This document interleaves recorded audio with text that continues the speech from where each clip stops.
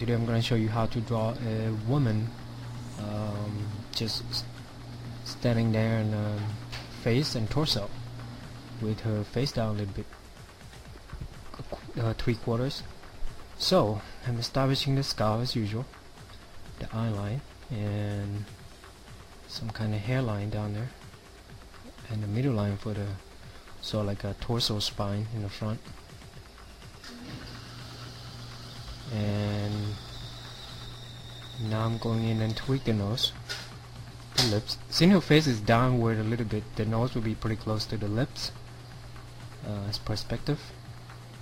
And now I'm just kind of going in and establishing a shadow instead of using the line, using value to establish shapes, and I'm going in to use a darker value to kind of convey the line drawing.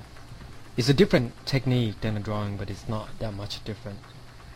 Just using the value instead of a line. And now I'm going in and putting a darker value to establish the finer shape of her eyelid and her iris. So I'm just kind of going in and keep tweaking the shape here and there. If you're using like a graphite, I would recommend that a graphite stick or a charcoal stick, so you can get a big gradient shape instead of just a pencil. So you can just use a big blocks of graphite, and this is a Photoshop brush do the same thing, that mimic those big block of graphite. Like when you're using Photoshop brush, usually there's a lot of tools, but I usually find the thing that I accustomed with in a traditional media and sort of using it with Photoshop.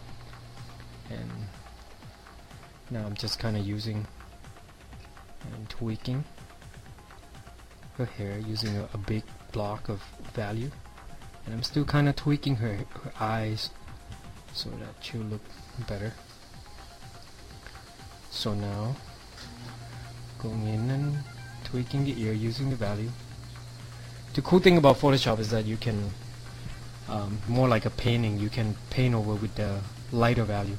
So now I'm establishing her arms and forearms and her hands, which will be sort of like she's gonna hold her hand together and touching her face.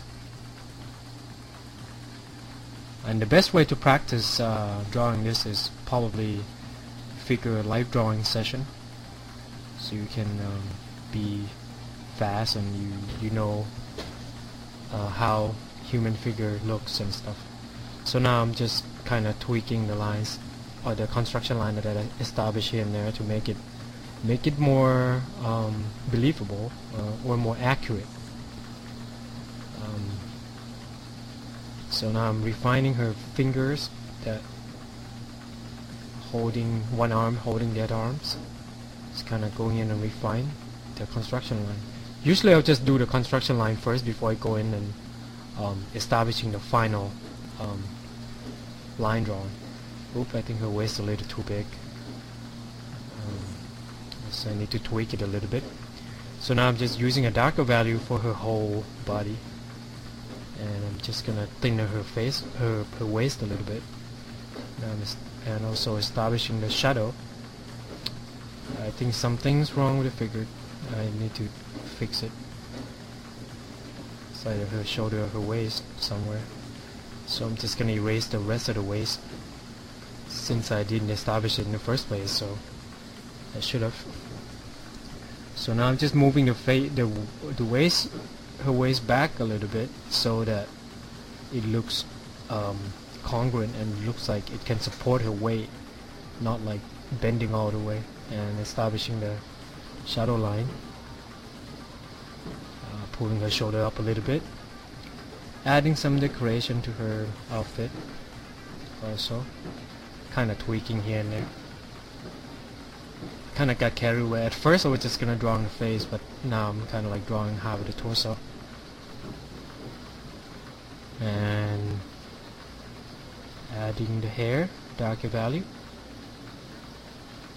Do the other side and adding some darker value so that I'll make a better or more interesting composition, and adding some dark value in the bottom, and using soft brush to go in and kind of establishing the backdrop a little bit, make her light face even lighter.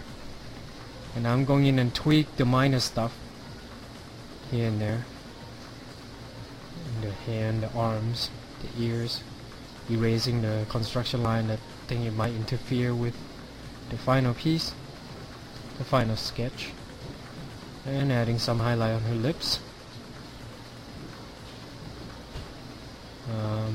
and a shadow underneath the fingers. There you go. So now here we got the girls.